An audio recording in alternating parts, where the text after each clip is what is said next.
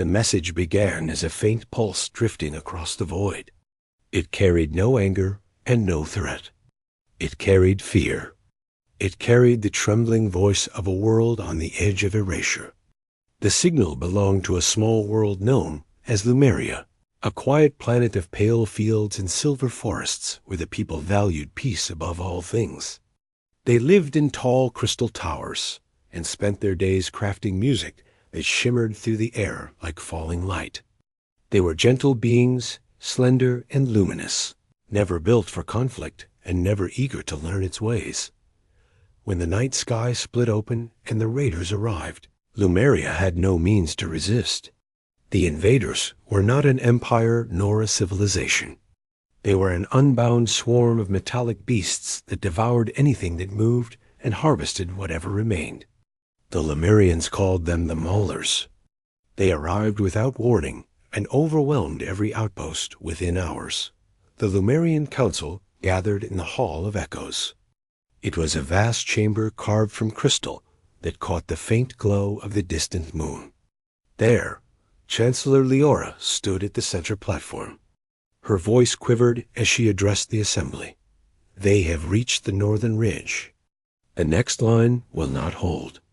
If we cannot drive them back, we must send a plea across the stars. We must ask for aid from any who can hear.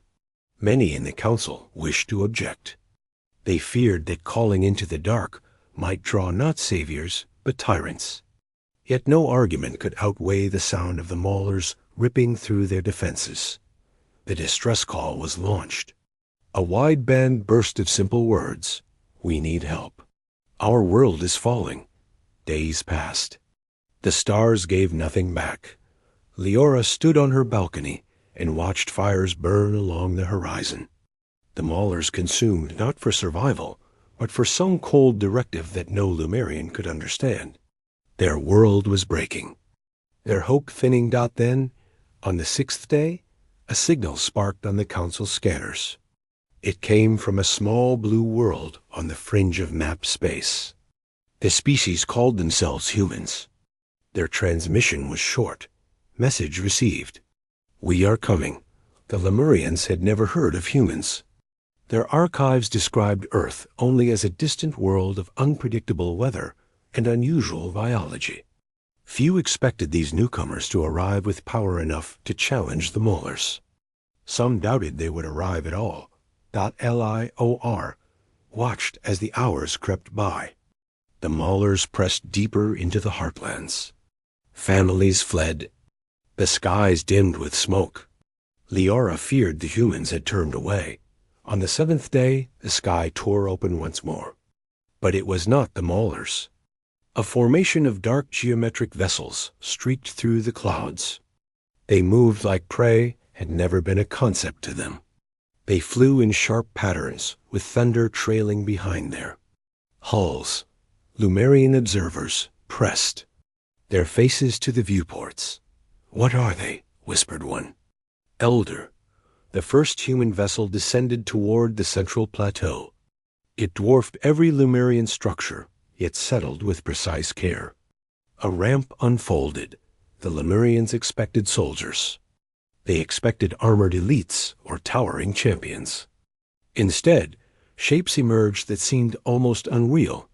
Humans called them the creatures. They were not monsters, though their silhouettes might suggest so at first glance. They were engineered beings, grown from human research labs that specialized in adapting Earth's harshest ecosystems. Each one was humanoid in structure, but built as though nature herself had decided no limit should exist. Their limbs were dense with muscle. Their armor was not metal, but a living shell grown from biofiber. Their faces were marked by firm features, strong jaws, and focused eyes. Leading them was a human named Orion. His stance was steady, his voice calm.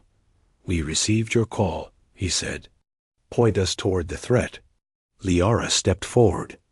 She felt like a fragile reed beside a mountain. Yet there was no cruelty in Orion's tone. Only resolve. The Maulers have overrun our borders. They advance without pause. If we cannot push them back, our world will fall. Then we hold the line, Orion answered. The creatures followed him like a silent storm. They marched across the shattered plains where the maulers advanced in waves of shining metal. The ground trembled under the weight of those mechanical jaws. They leapt. They tore. They consumed. Lumerian defenders had never stood a chance against such relentless brutality. But the humans had not brought ordinary soldiers. When the first mauler pack lunged toward them, a creature named Ryan stepped forward. He moved with the speed of a striking hawk. His armored fists crashed down upon the machines. Metal folded inward like softened clay. Sparks erupted. Another creature, Mara, unleashed a pulse from the device affixed to her forearm.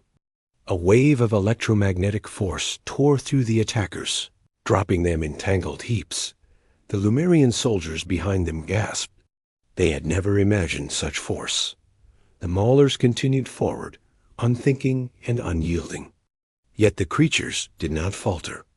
They were shaped from human determination, trained in the harshest terrains, and forged through trials meant to mimic the most violent corners of the galaxy.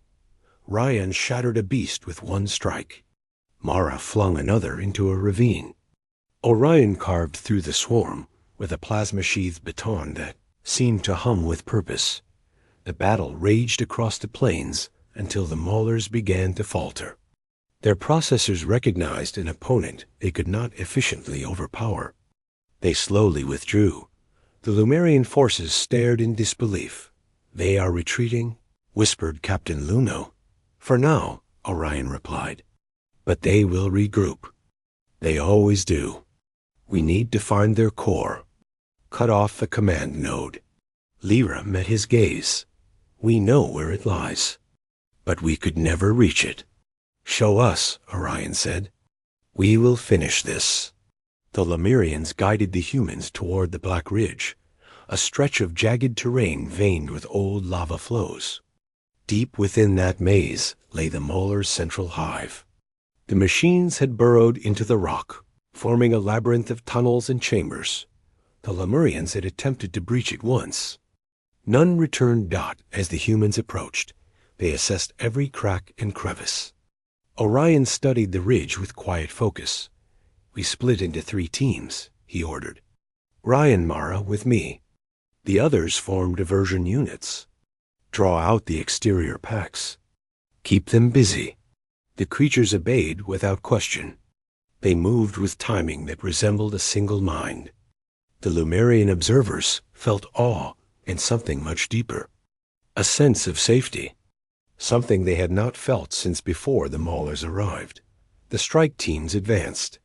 The distraction group fired flares and launched decoy drones. The maulers swarmed after the noise. That left a gap, a clear opening into the ridge.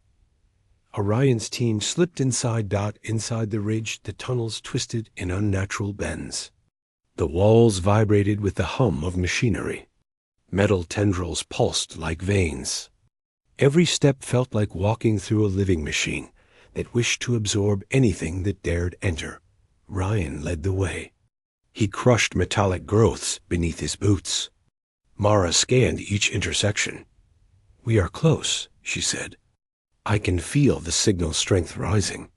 When they reached the heart chamber, they saw it. A massive column of metal rose from the floor. It pulsed with cold light. Cables extended in all directions like roots. This was the core. The brain of the MAULERS. Orion stepped forward. "We end it here?" The core awakened. The chamber walls split open to reveal armored drones suspended from mechanical cranes. They descended like hammerheads. Ryan blocked the first strike. His armor screeched under the pressure. Mara unleashed a concentrated pulse, but the chamber absorbed part of the blast. The drones attacked in coordinated patterns.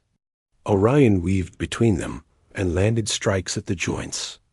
Ryan grabbed one by the cranial unit and smashed it against the metal pillar. Sparks rained down. Mara charged her pulse emitter again. but needed time. "Hold them," she said. "We hold," Ryan answered. He fought with every ounce of engineered strength. Metal talons ripped into his armor, tearing through the outer layer. But he stood firm.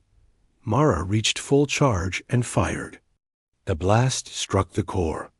Cracks spread like fractures in ice. The drone spasmed. Again, Orion said. Mara fired a second pulse. The core buckled.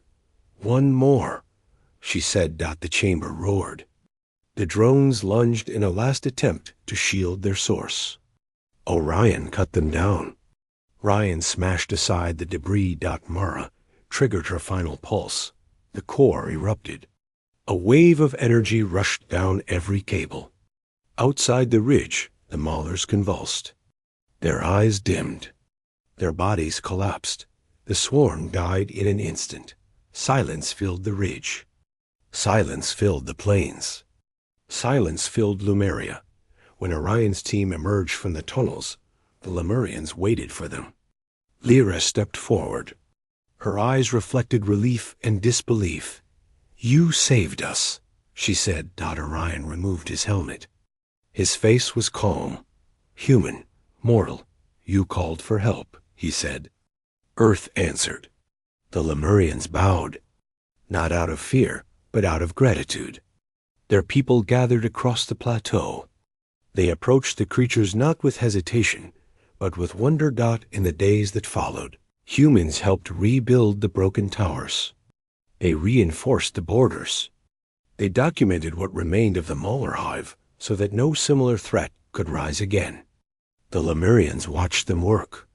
They saw not destroyers, but protectors. Not beasts, but guardians shaped by a demanding world. Lyra walked with Orion beside the river that glowed with soft silver light. "When our message left this world, we feared no one would answer," she said. "We feared that the stars would remain silent." Orion looked at the waters. Silence can be broken. Fear can be fought. You are part of the sky now. And Earth does not ignore those who ask for help. El